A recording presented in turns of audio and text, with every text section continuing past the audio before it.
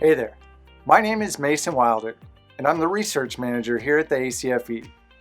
We work really hard around here to support you in all your anti-fraud efforts, so we decided to try something new in 2022 to add to that. We'll be posting videos every quarter on YouTube to let you know about new resources headed your way, as well as upcoming events, and introduce you to one of our employees. To kick it off, I want to let you know about some exciting new reports we're publishing in this first quarter. We just released our second anti-fraud technology benchmarking report, which gives you an idea of what technological tools your peers are currently using. It also covers what tools they expect to adopt as part of their anti-fraud programs.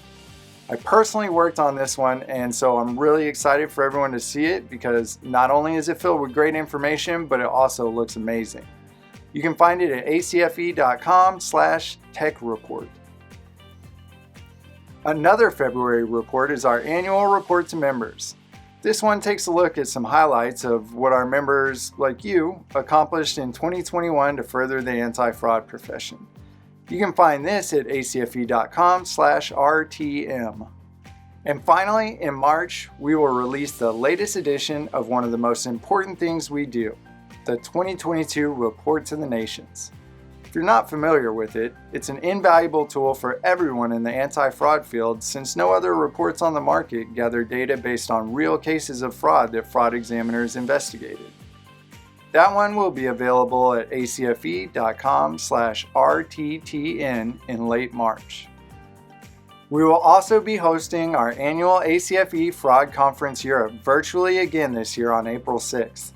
To see what speakers will be presenting, what sessions we're holding, and to register, visit fraudconference.com/Europe. My favorite part about working here at the ACFE is definitely the people I get to work with. You may already be familiar with some of them through emails or phone calls, so you know how stellar they are. But if you haven't had the pleasure of meeting some of the ACFE staff, I want to fix that. I recently spoke with Megan Lambeck, and here's what she had to say. Thank you so much, Megan, for joining us and suffering through an awkward Zoom call with me, especially one that's being recorded and broadcast. Hi, Mason. I am honored to be here with you during this awkward Zoom call. My name is Megan Lambeck. I'm the Professional Development Specialist here at the ACFE, and I've been with the ACFE since 2017. The Professional Development Program became my priority in May 2021. We know the challenges that anti-fraud professionals face is far more than interviewing and investigation techniques, and we're really good at training and development within the anti-fraud lens, but we know that our members have other professional challenges and needs. So the program is really to provide high-quality, customized resources and training to ACFE members to help at each stage of their professional journey.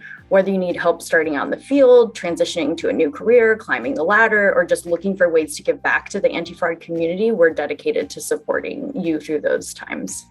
That's great. Yeah, when you mentioned transitioning into new careers, I've always been kind of amazed by the amount of different options that fraud examiners have in the anti-fraud field in general. We've got all kinds of different roles and industries and everything represented in our membership. So there's likely lots of transitioning, and what better time than 2022 to transition into a new career, right? It's so true. Yeah. Our members have such an interesting background and they're doing some awesome stuff out there. Can you go ahead and share some experiences that you've witnessed or are aware of from our members taking advantage of the resources in the professional development program? Yeah, one of my favorite resources is the ACFE mentoring program, which also comes with so many wonderful stories that I wish I could highlight. But one of my favorites is a mentee who wanted to become a professional speaker. So she set that goal, connected with a mentor, and by the end of their relationship, she spoke at the ACFE Fraud Conference for the very first time. And they also got to share that experience together when they met later that day. It was a really great moment, really, really awesome to see. And I've also observed several successes in career transitions, going from careers in forensic accounting to special investigations, or opening up your own consulting practice, whether for fraud or, CPA, things like that. So lots of success in the ACFE mentoring program.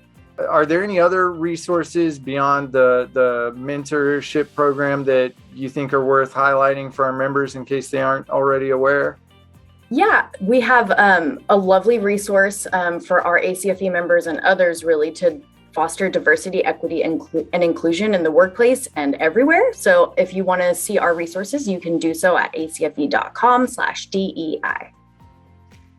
Awesome. Thank you for that. And so what's on the agenda in 2022? Yeah, we have a lot of great things we're working on. I have been working on updating the ACFE Career Center. We'll start doing that in a couple months, and then we'll also be celebrating our 5th year for the ACFE Mentoring Program in July, which went by so quickly. And then we'll also be launching a digital badge program in the very near future that we're super excited about. That's it seems like it was only yesterday that got started. That's crazy. It's already been 5 years.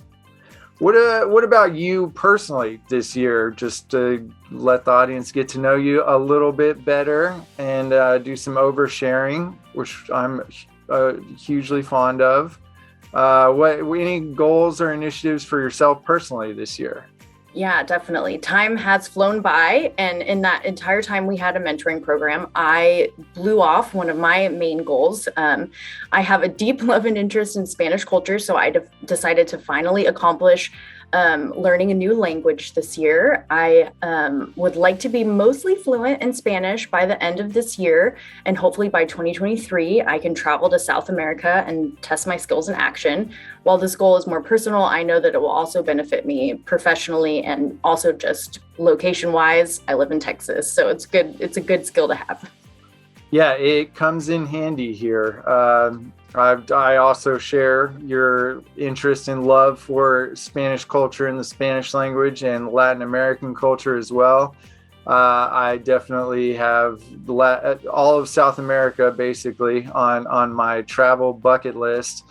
And if I won the lottery, I'd probably spend about a year going just maybe down the Pacific coast and up the Atlantic coast and lots of places in between. Where's your first stop on your hypothetical trip? I think definitely we'll be stopping in Chile first. Met a couple friends on our last vacation from there, so definitely want to get in there. I also would love to go everywhere and eat all the food and just celebrate all of the wonderful culture. So if you win the lottery, please take me with you. Yeah, I'll at least I'll put some notes together on which places to go to when you win the lottery. Perfect. Well, thanks so much for taking a few minutes out of your day to talk to me, Megan, and to the audience. Really appreciate it, and just wanted to highlight the very important work you do. So thank you very much. Of course. Thanks, Mason. I hope you enjoyed getting to learn a little bit more about the ACFE, and thank you so much for tuning in.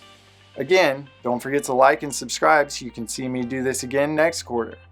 If you have any questions or feedback in the meantime, feel free to reach out to me, Mason Wilder, at mwilder@acfe.com.